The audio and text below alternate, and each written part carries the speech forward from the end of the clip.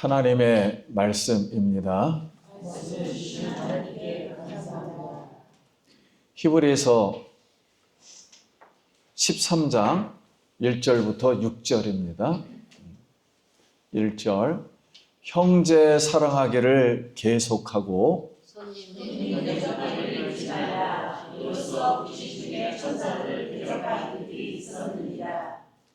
너희도 함께 갇힌 것 같이 갇힌 자를 생각하고 너희도 몸을 가졌은즉 학대받는 자를 생각하라.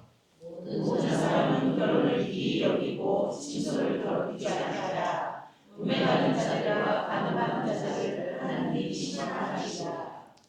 돈을 사랑하지 말고 있는 바를 족한 줄로 알라. 그가 친히 말씀하시기를 내가 결코 너희를 버리지 아니하고 너희를 떠나지 아니하리라 하셨느니라.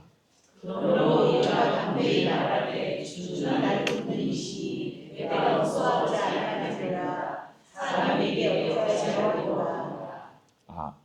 아멘. 6절까지만 보겠습니다. 할렐루야. 아멘. 성도님 만나서 반갑습니다. 한 번 더 인사하겠습니다. 한 주간 평안하셨습니까?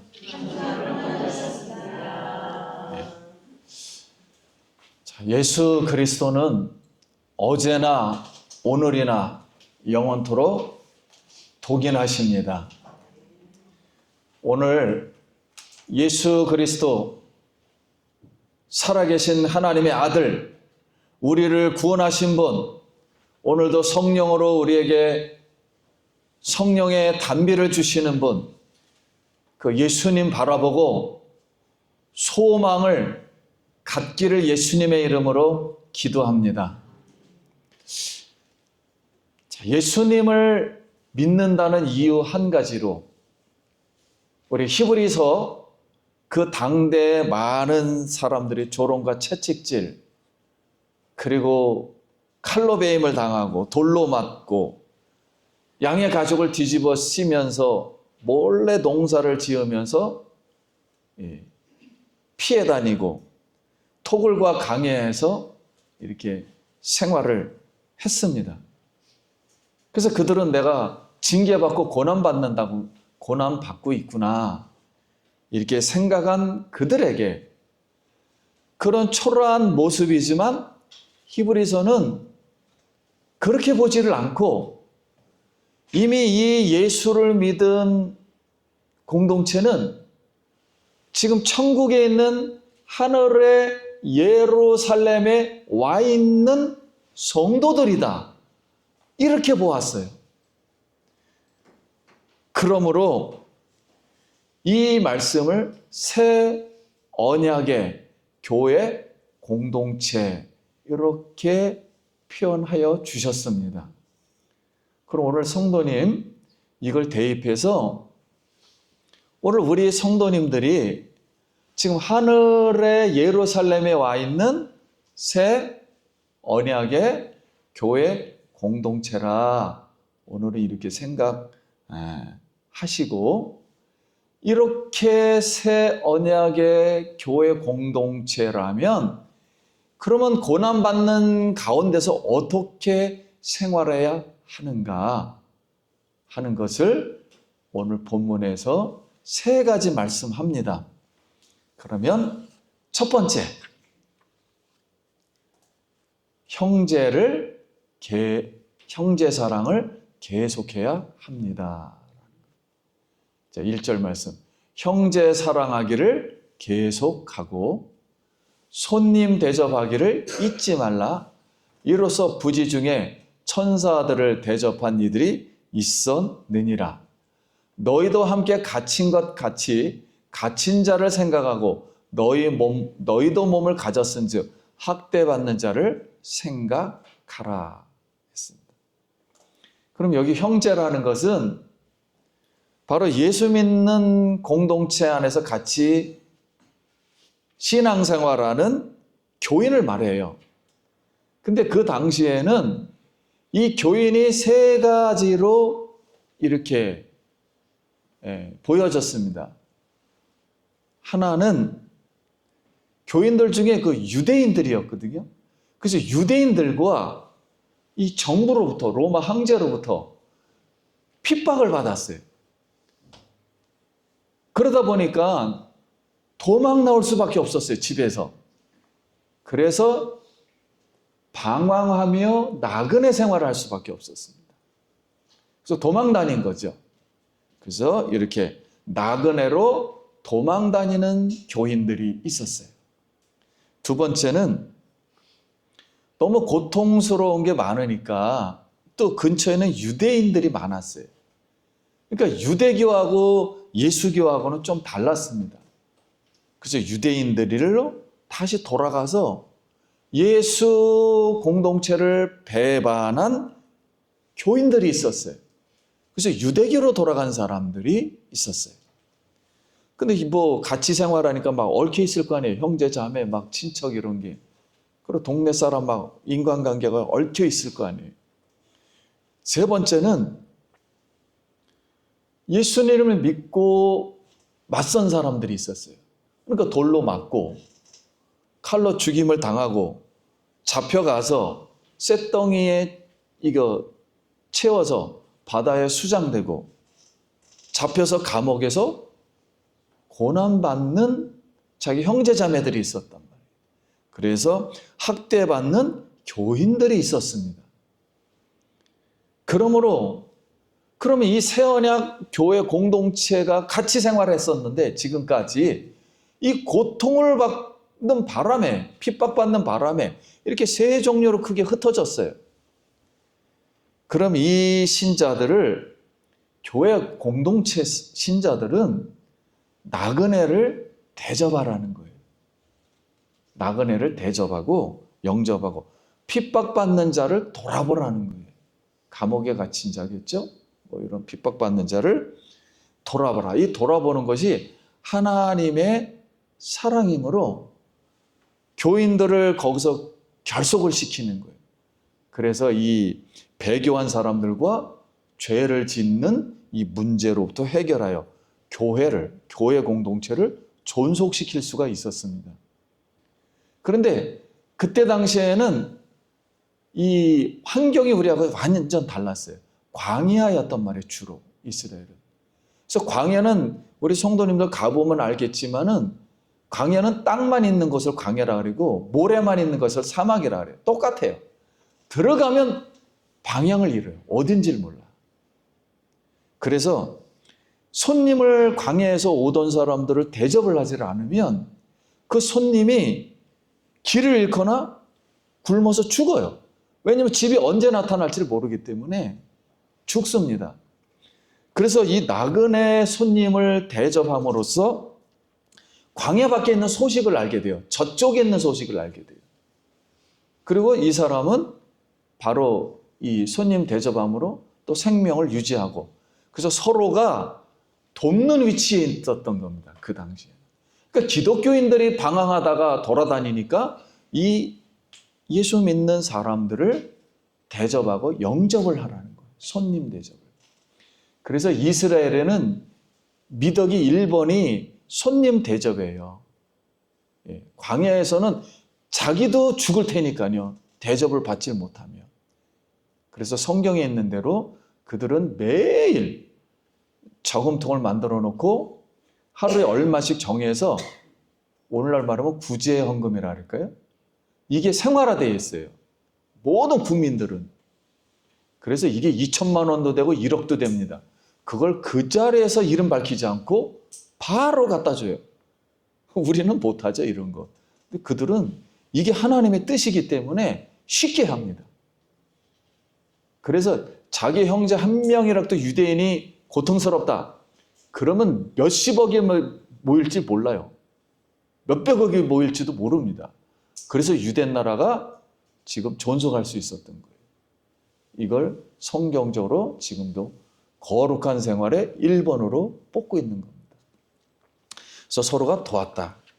그래서 이제 천사가 어느 날 사람을 이끌어서 아브라함을 방문했을 때 얼떨결에 낮에는 다 자고 있는데 어떨결에 아브라함은 이런 사고를 가지고 있으니까 천사를 영접했어요. 근데 뜻밖의 말을 합니다. 소돔과 고모라를 내가 멸망시키러 전하러 왔다.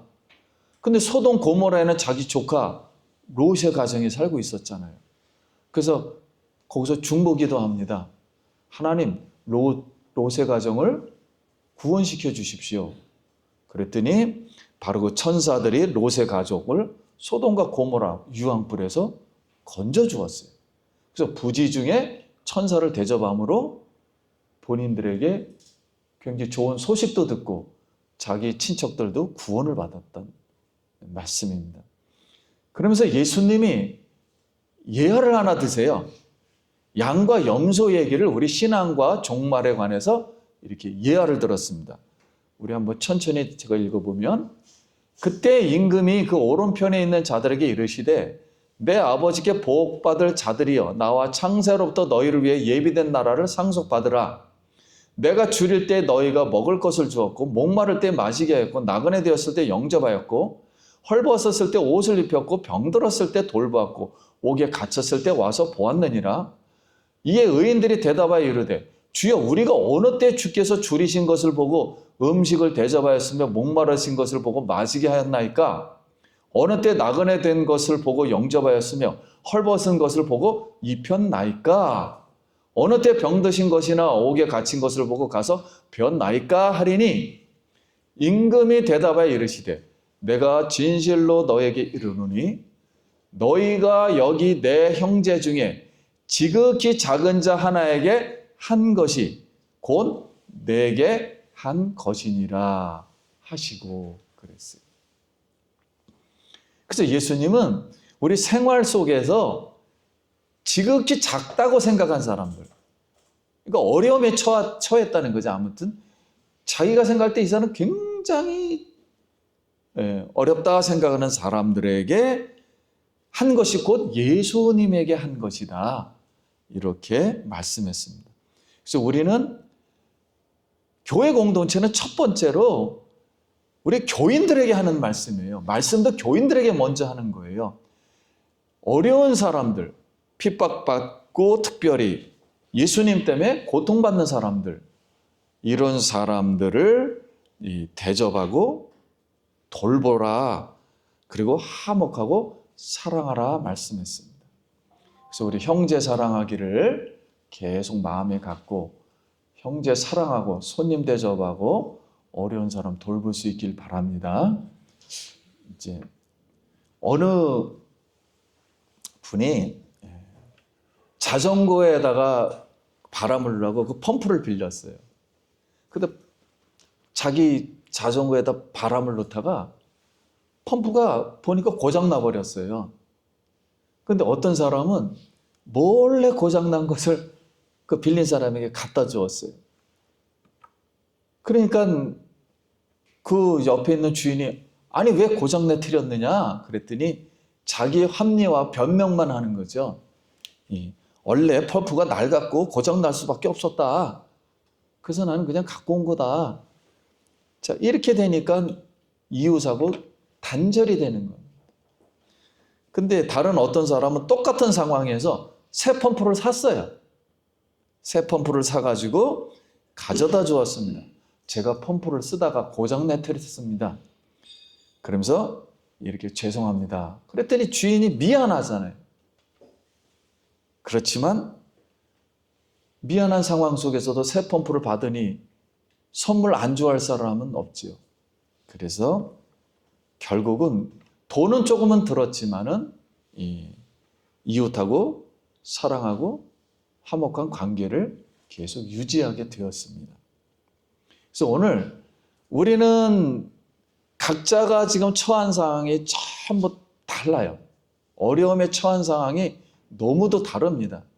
이런 상황 속에서 우리는 이미 하늘의 천국의 예루살렘에 와 있다는 거예요. 그 공동체된 우리는 예수님의 한 지체라 이렇게 말을 했어요. 가족이다. 그래서 손님 대접하고 핍박받는 자를 돌보며 사랑해서 하나님과 예수님께 사랑받는 교회, 교인 우리가 되길 예수님의 이름으로 기도드립니다. 둘째는 순결한 생활로 결혼을 지켜야 한다 하는 거예요. 그럼 4절 말씀에 모든 사람은 결혼을 귀히 여기고 침소를 더럽히지 않게 하라. 음행하는 자들과 간음하는 자들을 하나님이 심판하시리라. 근데 이 말씀이 왜 나왔냐면, 아니 교회 공동체에서 신앙생활 하게 되는데 이 말씀이 왜 나왔냐면 헬라 당시에 그 영지주의가 있었어요. 영지주의라는 것은 영적인 뭔가 신비한 지식을 추구한다 그런 뜻이에요. 그래가지고 이런 생각을 했어요. 우리의 영은 선하고 육은 원래 악한 거다. 그러니까 어차피 육은 악해버리니까 악한 짓을 해도 영에게는 전혀 영향이 없다. 상관없는 거다. 그러니까 간음해도 괜찮고 죄를 지어도 괜찮아요. 어차피 영이 한 게 아니니까. 이런 사고를 하니까 결국은 간음하고 가정이 깨지게 된 거예요. 오늘날 이단들이 그렇잖아요. 이단들이 이렇게 해서 가정들이 깨져나갑니다. 그래서 음행하고 이런 걸 했어요. 그래서 그 영지주의가 헬라 사상을 그 당시 엄청 이 영향을 미쳤어요. 그러다 보니까 예수님을 이해할 수가 없었어요. 왜냐하면 예수님은 하늘에서 오셨다니까. 하나님이시니까 뭐예요? 영이잖아요. 그리고 또 뭘 입었어요? 육신을 입었는데 선한 것과 악한 것이 어떻게 결합을 할 수 있느냐? 그러니까 예수님은 가짜다. 사상으로 보니까 가짜다. 그러니까 예수님을 믿을 수가 없다. 이런 사상이 세상에 팽배하고 있었는데 예수를 믿고 나서 또 이런 말을 계속하니까 흔들릴 수밖에 없었던 거예요. 교인들이 그럴 수도 있다. 이러니까는 교회 공동체를 떠날 수밖에 없었던 거죠. 힘드니까. 정부에서 핍박하고 유대교에서 핍박하고 가족 친척들이 핍박하고 이러니까 교회를 떠날 수밖에 없었던 거예요. 그래서 그들은 이렇게 행동했던 겁니다. 그럼 오늘날도 여러분 우리가 잘 아는 동성애를 많이 듣습니다. 이거 꼭 해결하고 가야 돼요. 교묘한 인권 논리로 다 합리화를 시켜서 음행과 간음을 합법화하고 있어요. 남자와 남자가 결혼할 수 있다. 여자와 여자가 결혼할 수 있다. 이것을 그래서 한 젠더라 그래요. 성이라는 개념을 젠더, 성향이란 뜻이에요. 영어로. 성향이다 이거는. 내가 그런 성향이 있기 때문에 내가 그렇게 하는데 이건 내 마음대로 자유다. 뭐가 잘못됐느냐? 내가 걔하고 같이 결혼한다는데 이건 내 성향이다. 성경은 하나님이 남자와 여자로 창조하시고 남자와 여자로만 부부가 되게 하시고 인류를 만드신 거예요. 이런 성경적 가치관을 무시하고 배반하고 죄성을 속이려고 하는 것은 성경과 하나님을 배반하는 거예요. 그래서 동성애를 너무 인권적으로 이건 인권이다. 그들의 인권을 우리가 타치해서는 안 된다. 그 법을 합법화시키니까 동성애 안 하는 사람은 우리가 죄인이 돼버린 거예요. 반대로. 그래서 그 말을 하면 앞으로 미국은 지금 3천만 원 벌금이에요. 3천만 원. 목사님이 그 말을 했다가 하는. 우리나라도 조만간에 이제 벌금 낼 판국에 지금 처했어요. 이런 것은 진리는 영원한 진리입니다. 아무리 세상에서는 그렇게 한다 할지라도 우리는 그걸 동조해 줄 수는 절대 없는 거예요. 본인들이 알아서 하든가 그거는 가만히 있지만 그걸 법으로 할 수는 없어요. 우리 기독교에서. 그러므로 이런 동성애가 이루지 못하도록. 왜냐하면 동성애가 합법화되는 날 하나님의 인류의 인류사는 무너지는 거예요. 이 간단한 문제로다. 인간의 문제는 여기서 무너지는 겁니다. 그래서 절대 동조할 수가 없어요. 그리고 동조하는 발언해서도 안 되고요. 오직 우리의 순결한 신부가 되어서 우리의 신앙을 잘 지킬 수 있길 바랍니다. 그럼 계시록 19장 2절에 그의 심판은 참되고 의로운지라 음행으로 땅을 더럽게 한 큰 음녀를 심판하사 자기 종들의 피를 그의 음녀의 손에 갚으셨다 하고. 그럼 오늘 우리가 새 하늘 예루살렘에 와 있는 새 언약 공동체에 된 우리로는 우상적이고 미신적인 세상적 가치관을 따르지 말고 오직 성경이 말씀한 대로 우리는 하늘의 세마포 옷을 입고 빛나는 옷을 입고 예수의 핏부림을 받아서 속죄받은 하나님의 거룩한 백성임을 믿고 이 정결한 신부가 되어서 하나님을 기쁘시게 하는 우리가 되길 간절히 바랍니다. 그리고 세 번째예요. 자족하는 생활을 해야 합니다. 5절 말씀, 돈을 사랑하지 말고 있는 바를 족한 줄로 알라. 그가 친히 말씀하시기를 내가 결코 너희를 버리지 아니하고 너희를 떠나지 아니하리라 하셨느니라. 그러므로 우리가 담대히 말하되 주는 나를 돕는 이시니 내가 무서워하지 아니하겠노라. 사람이 내게 어찌하리요 하노라.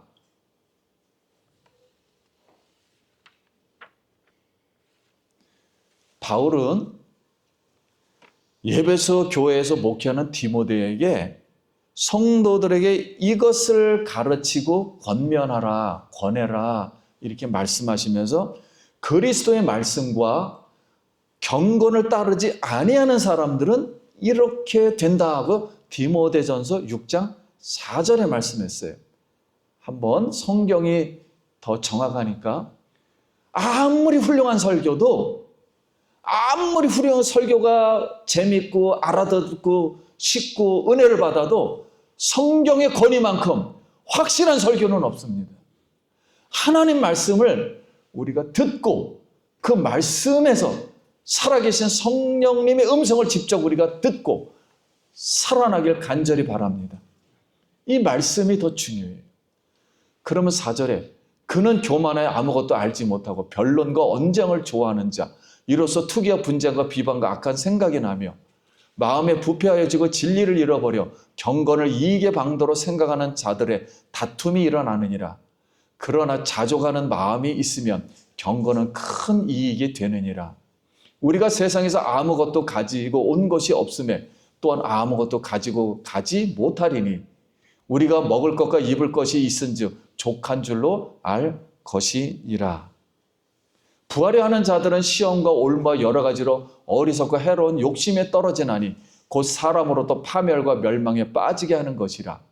돈을 사랑함이 일만하게 뿌리가 되나니 이것을 탐내는 자들은 미혹을 받아 미움에서 떠나 많은 근심으로 자기를 찔렀도다. 그래서 오늘 우리에게 하나님이 예수 그리스도를 주셨다는 것은 예수 그리스도로 말미암아 천하 만물이 창조되었어요. 모든 걸 주셨다는 것입니다.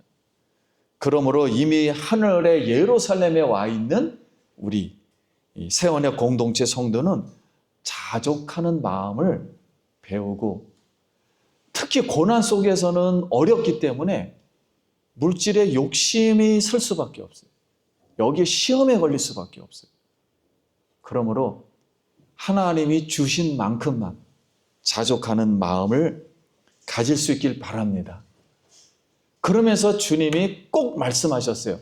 5절 말씀에 그가 전에 말씀하시기를 내가 결코 너희를 버리지 아니하고 너희를 떠나지 아니하리라. 여러분 이 세상에서 얼마나 강력한 힘을 가진 표현입니까? 내가 결코 너희를 버리지 아니하고 너희를 결코 떠나지 아니하리라. 이렇게 고통받는 이 생활에서, 이 죽음에서 예수님만큼 이렇게 담대하게 표현한 말이 어디 있습니까?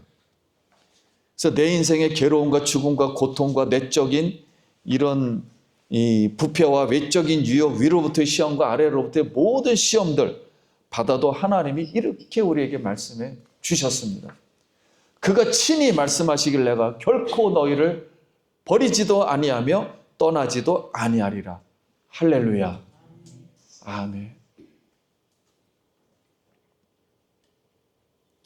하나님은 하나님으로부터 우리가 만약에 버려졌다면 오늘 완전히 두려움에 빠졌을 거예요.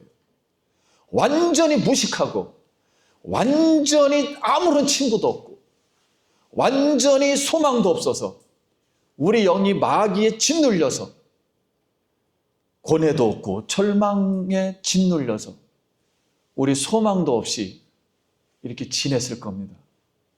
그러나 하나님이 우리를 버리지 아니했기 때문에, 떠나지 아니했기 때문에 웬 사랑인지 웬 은혜인지 성령의 은혜로 발걸음을 오늘 교회로 인도하사 오늘 예배 가운데 그 하나님을 부를 때 우리에게 소망이 넘치고 하나님의 성령이 우리와 함께 계심을 믿습니다.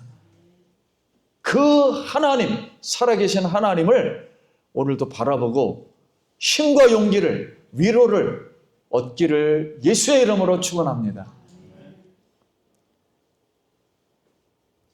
이런 상황에서 하나님이 우리를 버릴 수 없는 이유가 있어요. 세상은 이유 때문에 버려요. 뭐 때문에 버립니다. 병들어서 버리고, 돈 없어서 버리고, 뭐 나를 해해서 버리고, 원수가 돼서 버리고, 뭐 일을 못해서 버리고, 다 버려요, 세상은. 근데 하나님은 우리를 버릴 수 없는 이유는 하나님이 우리의 아버지이기 때문에 그래요. 창조주 하나님이시기 때문에. 두 번째는 자신의 영광이기 때문에 그렇습니다. 하나님의 영광은 스스로도 영광이지만 인간을 통해서 자녀가 돼서 우리 자신이 영광이에요. 우리가 온전해지는 이 자체가 그냥 영광이에요. 하나님을 아는 것. 이 영광된 그 영광을 우리가 받은 거예요. 이 영광을 다시 한번 바라보길 바랍니다. 세 번째는 그리스도가 하나님의 아들이신, 영원히 죽지 않는 그 하나님이신 아들 예수님이 십자가에서 우리를 위해서 속죄했기 때문에, 죄사함을 주셨기 때문에 이 죄사함은 영원히 없어지지 않습니다. 그래서 우리가 하늘나라 가면 영원토록 찬송하는 찬송이 어린 양 찬양, 예수 그리스도가 나를 위해서 십자가에서 피 흘려 주셨다. 영원한 기쁨 속에 우리가 하나님을 영원토록 기뻐하고 즐거워하는 줄 믿습니다. 이 예수님의 피 때문에. 세 번째는 우리 선조들이 믿음으로 이렇게 피를 뿌려서 그게 헛되지 않다는 걸 증명하기 때문에, 순교자들 때문에, 우리의 믿음을 지킨 선진들 때문에 오늘 우리를 버릴 수가 없어요. 선진들을 봐서라도 우리를 버릴 수가 없습니다. 그래서 우리를 버릴 아무런 이유도 없으며 우리를 하나님께는 우리에겐 만족이요 영원한 기쁨의 자녀이기 때문에 그렇습니다. 오늘 말씀을 맺습니다. 사랑하는 성도님, 우리가 징계받고 고난받는다 하여도 우리는 이미 하늘의 예루살렘에 와 있는 새 언약의 공동체의 성도로서 그가 친히 말씀하시기를 내가 결코 너희를 버리지 아니하고 너희를 떠나지 아니하리라는 이 최고의 약속의 말씀을 믿고 계속 형제를 사랑하며 순결한 신부로 결혼을 지키며 자족하는 마음으로 십자가에 피 뿌린 예수님의 속죄 은혜에 감사하며 하나님께 영광 돌리길 예수님의 이름으로 축복합니다. 우리 기도하겠습니다.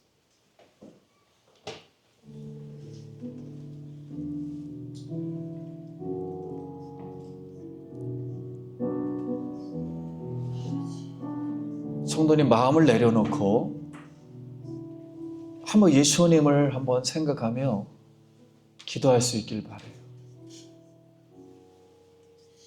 세상은 없어져도, 세상은 다 나를 버려도 우리 예수님은 나를 버리지 않습니다.